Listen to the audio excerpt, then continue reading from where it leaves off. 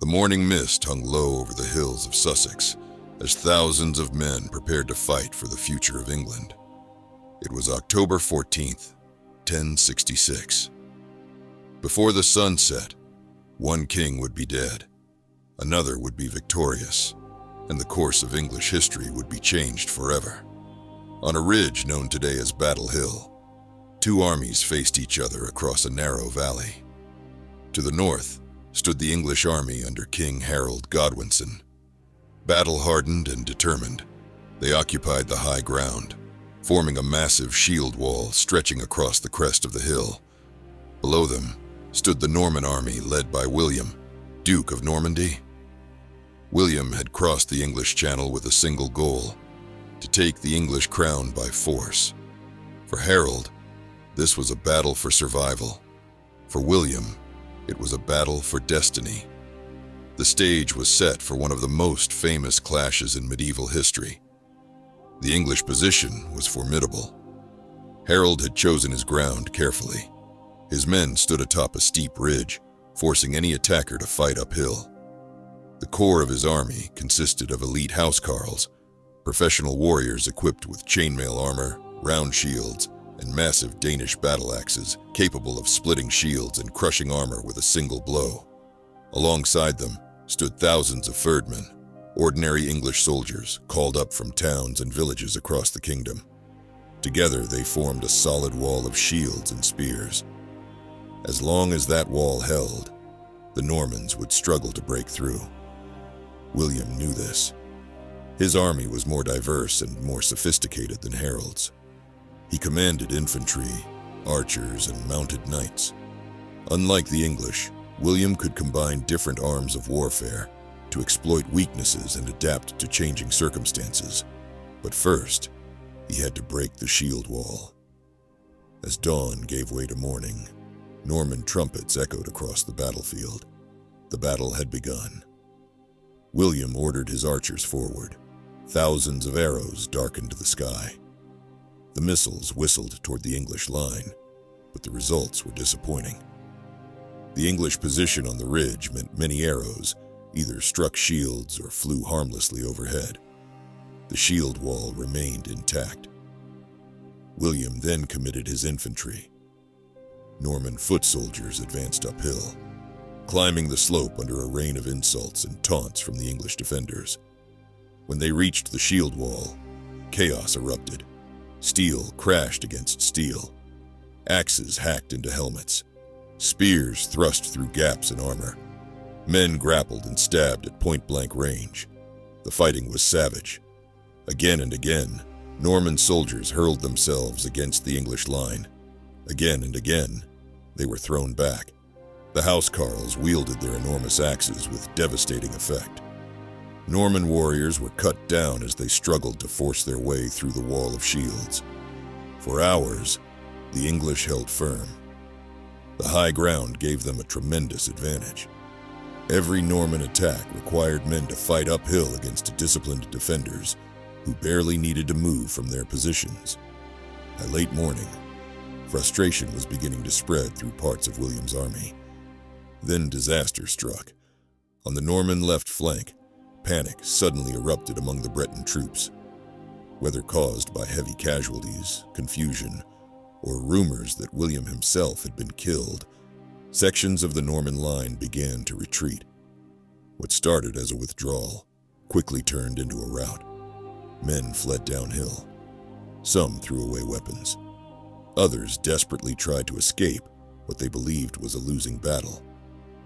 Seeing the enemy break, many English soldiers surged forward from the shield wall. It was the moment they had been waiting for. The invaders were running. Victory seemed close, but in their excitement, they made a fatal mistake. The strength of Harold's army depended on maintaining formation. Once parts of the shield wall broke apart to pursue fleeing Normans, gaps began to appear. William immediately recognized the opportunity. Riding among his men, he lifted his helmet so everyone could see that he was still alive. According to chroniclers, he shouted to his troops that he lived and that victory was still within reach. His presence restored confidence. The fleeing Normans rallied, then they turned. What followed was devastating. Norman cavalry charged the isolated English soldiers who had left the safety of the ridge. Those men found themselves cut off from the main army. Surrounded by mounted knights and infantry, they were slaughtered. The lesson was brutal. The English line had survived because of discipline. Every man who abandoned it weakened the defense. The battle continued into the afternoon. Wave after wave of Norman attacks crashed against the English position. Neither side was willing to yield. The battlefield became a nightmare of mud, blood, shattered weapons, and bodies. Men fought hand to hand for hours. Exhaustion began to take its toll. The English had marched hundreds of miles in the weeks leading up to the battle and had recently fought at Stamford Bridge. Many were already physically drained before the fighting even began. William understood that time was working in his favor.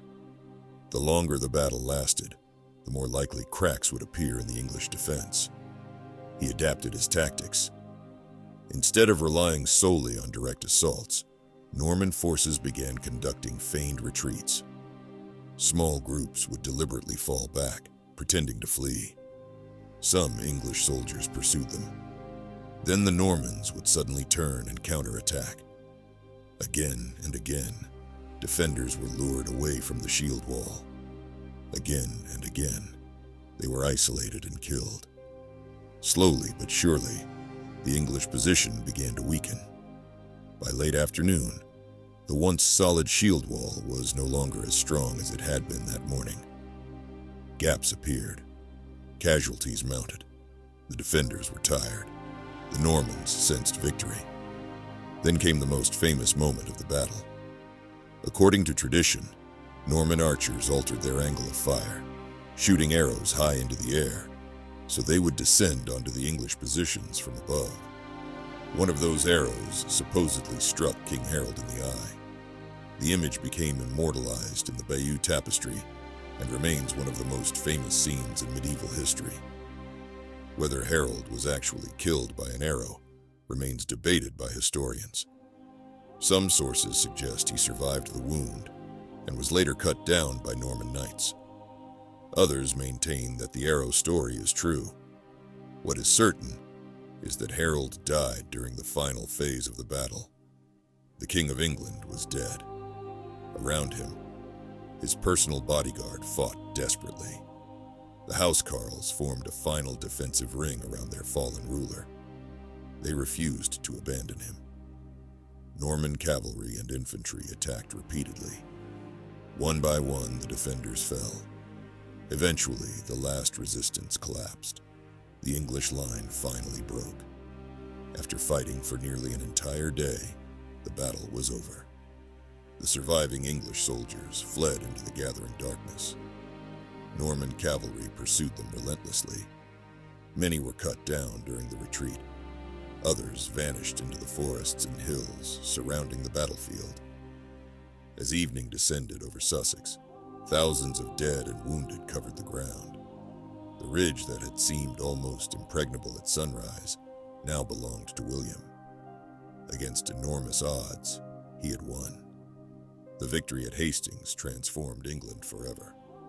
William would soon become King William I, remembered throughout history as William the Conqueror. The Norman aristocracy replaced much of the Anglo-Saxon ruling class. Castles rose across England. The English language absorbed thousands of French words. The legal system, government, architecture, and culture of the nation were reshaped. The battle lasted only a single day, but its consequences would last for centuries. Nearly 1,000 years later, historians still study the decisions made on that windswept ridge.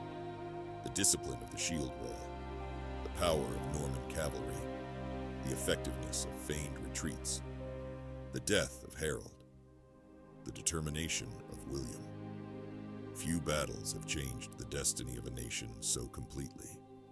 On October 14, 1066, two armies met on a hill in Sussex. By sunset, England had a new future. the world would never be quite the same